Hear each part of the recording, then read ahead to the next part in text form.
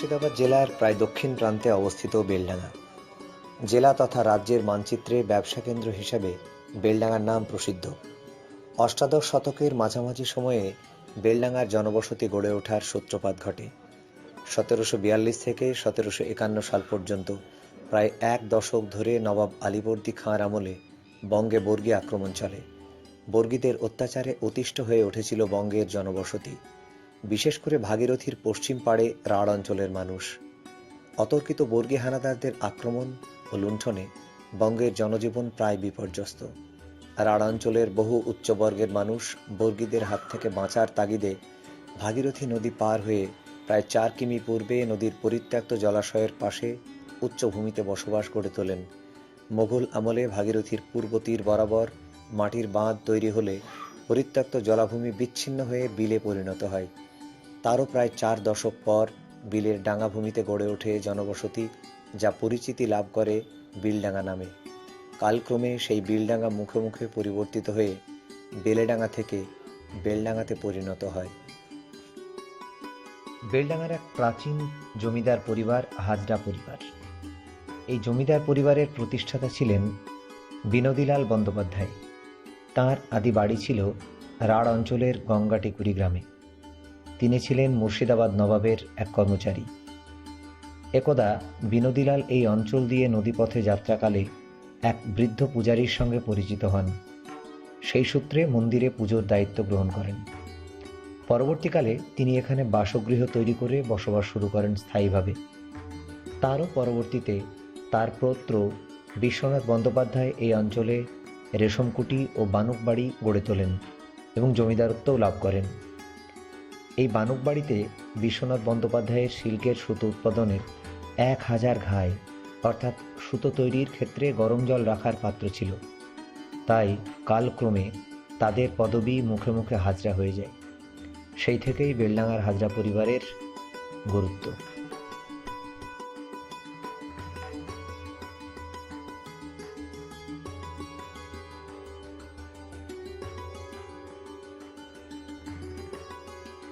বেলডাঙ্গার ভান্ডারদহ বিলের পাড়ে মানিকনগর গ্রাম।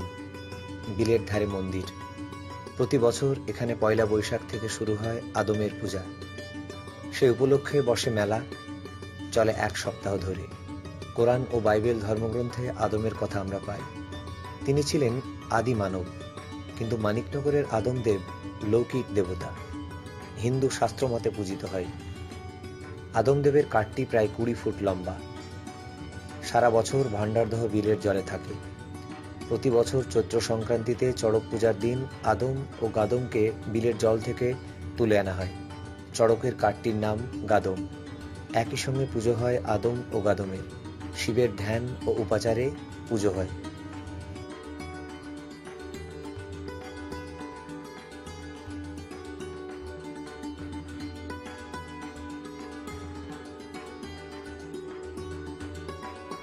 বেলডাঙ্গা রেল লাইনের পাশে ব্রিটিশ আমলের তৈরি ইউসুফ সাহেবের বাড়ি। মাথার ওপর 2টি বড় গম্বুজ ও সামনে দেয়ালে ইটের ওপর পঙ্কের নকশায় সমৃদ্ধ। খিদিরপুর ডক, ভাগীরথী নদীর বাঁধ, 1905 সালে রানাঘাট থেকে লালগোলা রেল স্টেশন, এরকম অনেক বড় বড় নির্মাণ কাজের ঠিকাদার ছিলেন ইউসুফ সাহেব। শোনা যায় স্বাধীনতা আন্দোলনের সময় নেতাজি সুভাষচন্দ্র বসু এই বাড়িতে অনেকবার এসেছিলেন। বাড়িটি বর্তমানে ওয়াক অফ স্টেটের অধীন।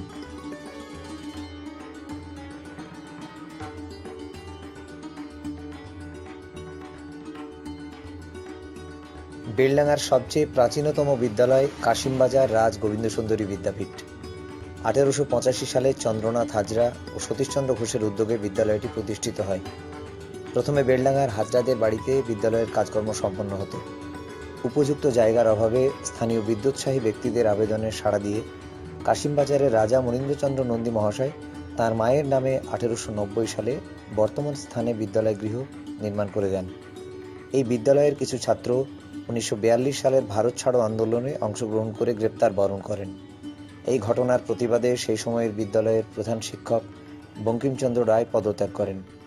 বিদ্যালয়টি প্রথম থেকেই উচ্চ মাধ্যমিক স্তরে কলা, বিজ্ঞান ও বাণিজ্য বিভাগে পড়াশোনা অনুমোদিত।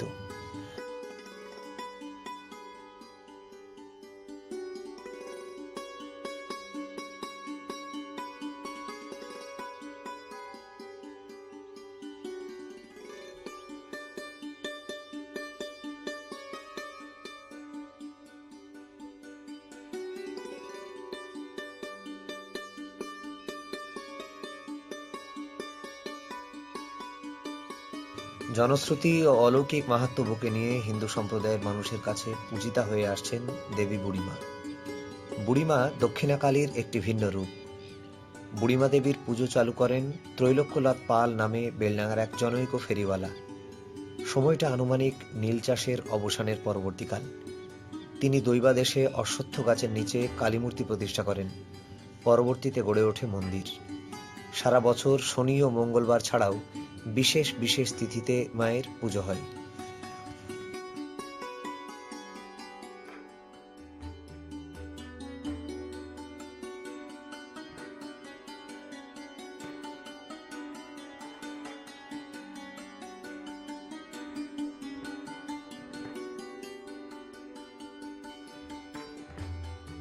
ভাবদা জমিদার বাড়ি। বেলডাঙ্গা ভাবদা গ্রামের জমিদারি প্রতিষ্ঠা করেন হাজী আব্দুল আজিজ ১৯ শতকের মাঝামাঝি সময়ে। হাজী আব্দুল আজিজ ও তাঁর পিতা হাজী মহরম আলী ছিলেন ব্রিটিশ আমলে একজন স্বনামধন্য রেশম ব্যবসায়ী। ব্রিটিশ আমলে তৈরি ভাবদা জমিদার বাড়ি আজও বিদ্যমান। এই ভবনের পাশেই ছিল রেশম তন্তু তৈরির গড়। জমিদার হাজী আব্দুল আজিজ ছিলেন একজন শিক্ষা ও সংস্কৃতি দরদি মানুষ। এলাকার শিক্ষার জন্য নিজ জমির ওপর তৈরি করে দেন ভাবদা আজিজিয়া হাই মাদ্রাসা। গ্রামে প্রতিষ্ঠা করেন লাইব্রেরি এবং সারগাছি রামকৃষ্ণ মিশন আশ্রমকে দান করেন প্রায় ৫০ বিঘা জমি। পরবর্তীতে মহুলা গ্রামে স্বামী অখণ্ড নন্দজি বালিকা বিদ্যালয় তৈরির জন্যও জমি দান করেন। জমিদার হাজী আজিজ সাহেবের উত্তরসূরিরা বর্তমানে এই বাড়িতেই বসবাস করেন।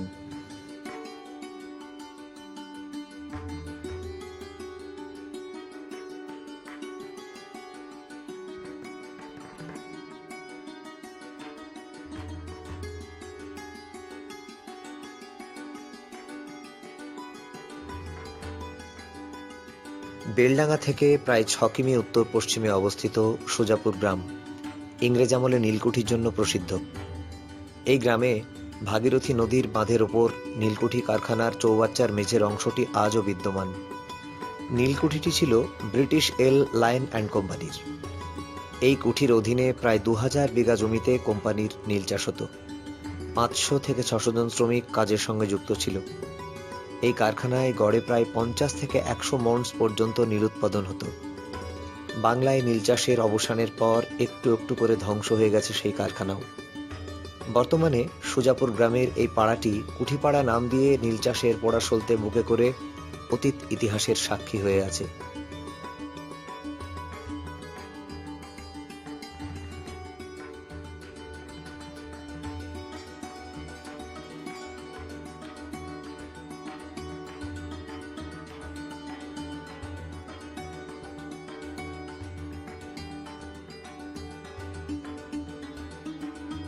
ডুমনিদহ বিলের পাড়ে নওপুকুরিয়া গ্রামে দেবী ডুমনি মায়ের মন্দির। কয়েক শতাব্দী প্রাচীন একটি বিশাল বটবৃক্ষের নির্জনতা আচ্ছন্ন করে রেখেছে মন্দিরটিকে। বটবৃক্ষের ঝুরি দেখে গাছটির প্রাচীনত্ব সম্পর্কে ধারণা করা যেতে পারে। চারিদিক প্রাচীর দিয়ে মন্দির এলাকাটি ঘেরা। বটগাছের নিচে চাতাল সংলগ্ন একটি ঘরে দেবী ডুমনি মায়ের মূর্তি রয়েছে। একচালি বিশিষ্ট প্রায় ১ ফুট উচ্চতার দেবী ডুমনি মায়ের কোষ্ঠী পাথরের মূর্তি। দেবীর মাথার উপর চালিত রয়েছে ধ্যানরত বুদ্ধ মূর্তি। কেউ কেউ ডুমনি দেবীকে বলেন বৌদ্ধ তারা, আবার অনেকে মনে করেন তিনি আদ্যাশক্তি মহামায়া। তবে যে যাই বলুক, ভক্তেরা কিন্তু দক্ষিণা কালীর ধ্যানে পূজা করেন মা ডুমনিকে। ডুমনি মায়ের মূর্তির পাশে রয়েছে একটি কালো কোষ্ঠী পাথরের বিষ্ণু মূর্তি, একটি ভাঙা নারী মূর্তি এবং একটি সাদা বেলে পাথরের ধ্যানরত ডুমনি মায়ের মূর্তি। মূর্তিগুলি ডুমনিদহ বিলের জল থেকে পাওয়া গেছে। তবে কে বা কারা পেয়েছিল সে বিষয়ে নির্দিষ্ট করে কেউ বলতে পারেন না। কোষ্ঠী পাথরের মূর্তিগুলি সেন বা পাল যুগের সমসাময়িক হবে বলেই গবেষকরা মনে করেন। প্রতি শনি ও মঙ্গলবার ডুমনি মায়ের বিশেষ পূজা উপলক্ষে মুর্শিদাবাদ তথা জেলার বাইরে থেকে ভক্তের সমাগম হয়। তাছাড়া বৈশাখ মাসের শনি ও মঙ্গলবারগুলিতে ১ মাস ধরে মেলা বসে এখানে।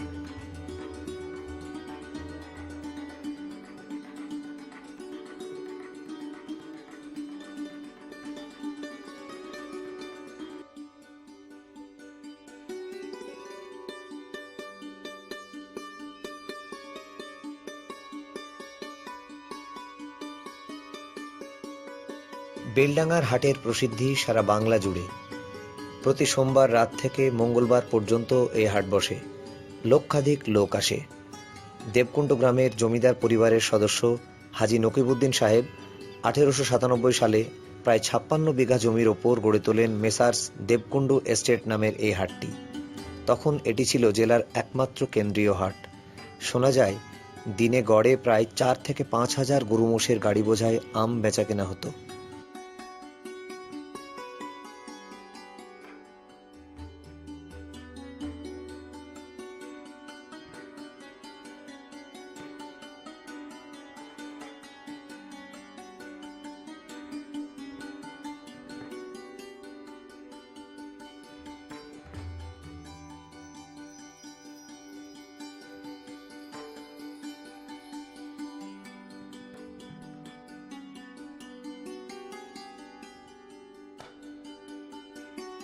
ঢপ কীর্তনের খ্যাতনামা গায়ক রূপচাঁদ অধিকারীর স্মৃতি বিজড়িত ভগ্ন বাড়িটি বেলডাঙ্গার ঐতিহ্য। আনুমানিক 1722 সালে রূপচাঁদের জন্ম হয় বেলডাঙ্গার অন্তর্গত দক্ষিণপাড়া গ্রামে। কথিত আছে তার সুমধুর কণ্ঠের কথা। মুর্শিদাবাদের সালারে শিমুলিয়ার সাধুর নিকট দীক্ষা নিয়ে তাঁর কাছে উপহার স্বরূপ ডুবকি প্রাপ্তি লাভ করেন রূপচাঁদ। শোনা যায় তার সুমিষ্ট কণ্ঠের মায়াজালে ডাকাত দল পর্যন্ত শিষ্যত্ব গ্রহণ করেন। জমিদার জগৎ শেঠ ফতেচাঁদ খুশি হয়ে এই পাকা বাড়িটি নির্মাণ করেন। 1804 সালে 82 বছর বয়সে তিনি মারা যান। তাঁর বংশধরেরা এখনো বেলডাঙ্গায় বসবাস করেন।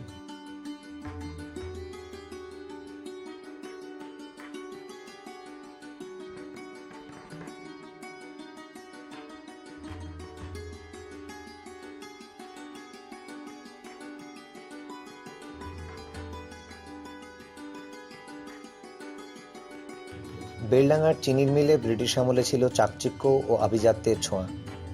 একদা 1933 সালে Shri Radhakrishna sugar mills limited চামড়ার ট্যানারির কারখানাকে সংস্কার করে সুগার মিল গড়ে তোলে। মিলের জন্য ইংল্যান্ড থেকে যন্ত্রপাতি আনা হয়েছিল। মিলের প্রয়োজনে আখের বেশিরভাগ আসত অবিভক্ত বাংলার রাজশাহী জেলা থেকে। উৎকৃষ্ট চিনির দৌলতে দেশ বিদেশের মাটিতে বেলডাঙ্গার নাম পরিচিত হয়। 1947 সালে দেশভাগের ফ্যাসাদে পড়ে বন্ধ হয়ে যায় বেলডাঙ্গার গর্বের এই চিনির মিল। বর্তমানে পড়ে আছে অন্তঃসার শূন্য শুধু মিলের কাঠামোটি।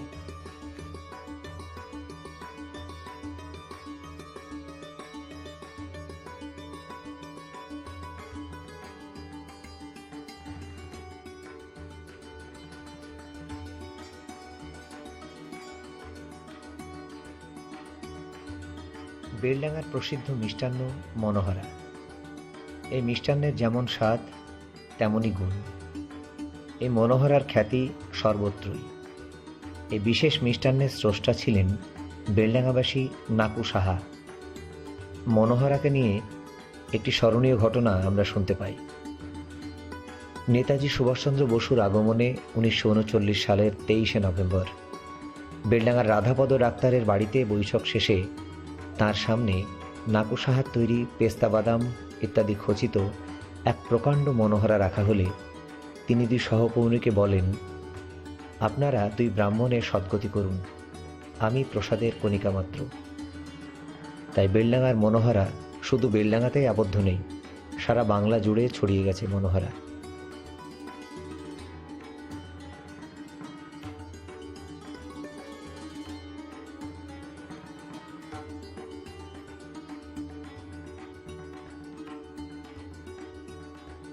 মুর্শিদাবাদ জেলার এক বিস্তৃত অংশের উপর দিয়ে বয়ে চলেছে ঐতিহাসিক ভান্ডারদহ বিল।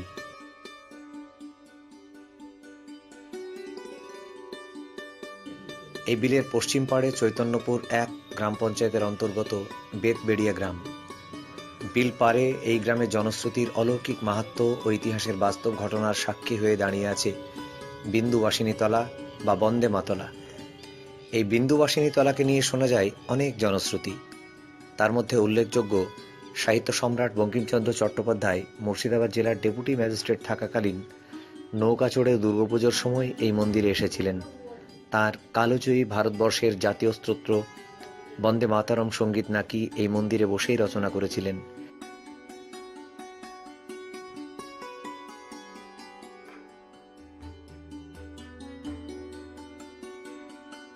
একটি প্রাচীন গাছ বিন্দুবাসিনী রূপে পূজিতা হয়ে আসছেন।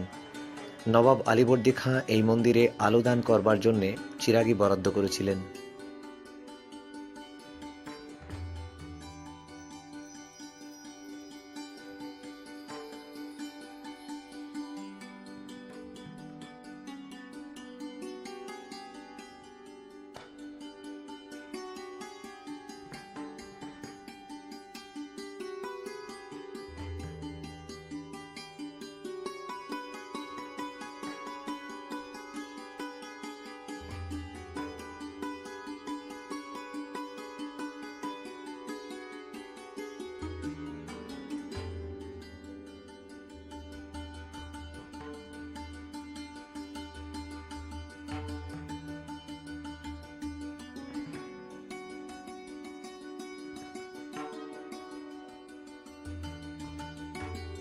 বেলডাঙ্গা শহরের একেবারে উত্তর প্রান্তে অবস্থিত সারগাছি রামকৃষ্ণ মিশন আশ্রম। এই আশ্রম প্রতিষ্ঠার প্রাণপুরুষ স্বামী অখণ্ডানন্দজি 1897 সালে গঙ্গার তীর ধরে পদব্রজে উত্তরের হিমালয়ের উদ্দেশ্যে আসার পথে মুর্শিদাবাদের দাঁতপুর গ্রামে দেখলেন ভয়াবহ এক দুর্ভিক্ষ। অতঃপর দুর্ভিক্ষগ্রস্ত মানুষদের সেবার জন্যে সেই বছর 15 মে ত্রাণকার্য শুরু করলেন। তখন থেকেই এই আশ্রমের সূত্রপাত ঘটে। প্রথমে তিনি কেদারমাটি গ্রামের মৃত্যুঞ্জয় ভট্টাচার্যের বাড়িতে অস্থায়ীভাবে চালা ঘরে আশ্রমের কাজ শুরু করেন। পরবর্তীতে বহরমপুরের প্রসিদ্ধ উকিল রায়বাহাদুর বৈকুণ্ঠনাথ সেনের প্রচেষ্টায় ভাবদার জমিদার হাজী মহরম আলী সাহেব ও হাজী আব্দুল আজিজ সাহেব প্রায় 50 বিঘা জমি দান করলে 1913 সালে আশ্রমটি সারগাছিতে স্থানান্তরিত হয়। ক্রমে গড়ে ওঠে গ্রন্থাগার, অনাথ আশ্রম, মন্দির, বিনোদ কুটির, অতিথি ভবন, প্রাথমিক বিদ্যালয়, মাধ্যমিক বিদ্যালয় ও উচ্চ মাধ্যমিক, এমনকি জুনিয়র বেসিক ট্রেনিং কলেজ, দাতব্য চিকিৎসালয়ও গড়ে ওঠে। পরবর্তীতে স্বামী অখণ্ডানন্দ সায়েন্স সেন্টারও তৈরি হয়, যার দুটি ভাগের একটিতে অলৌকিক ঘটনার প্রদর্শনীর জন্য মায়ার অতীত সম্পত্তি বিভাগ ও অন্যটিতে বিজ্ঞান অনুশীলন কেন্দ্র চালু হয়। জাতি ধর্ম নির্বিশেষে মানব কল্যাণে নিরলসভাবে কাজ করে চলেছে এই আশ্রম।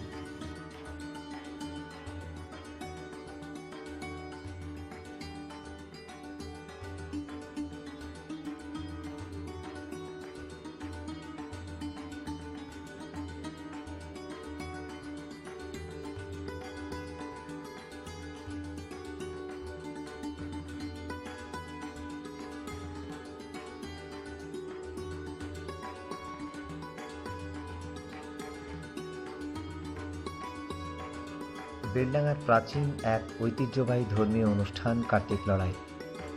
প্রতি বছর পয়লা অঘ্রাণ কার্তিক পূজাকে কেন্দ্র করে বেলডাঙ্গার হিন্দু সম্প্রদায়ের মানুষ উৎসবের আনন্দে মেতে ওঠেন। প্রায় শতাধিক বছর আগে থেকেই এই কার্তিক লড়াই হয়ে আসছে বেলডাঙ্গায়।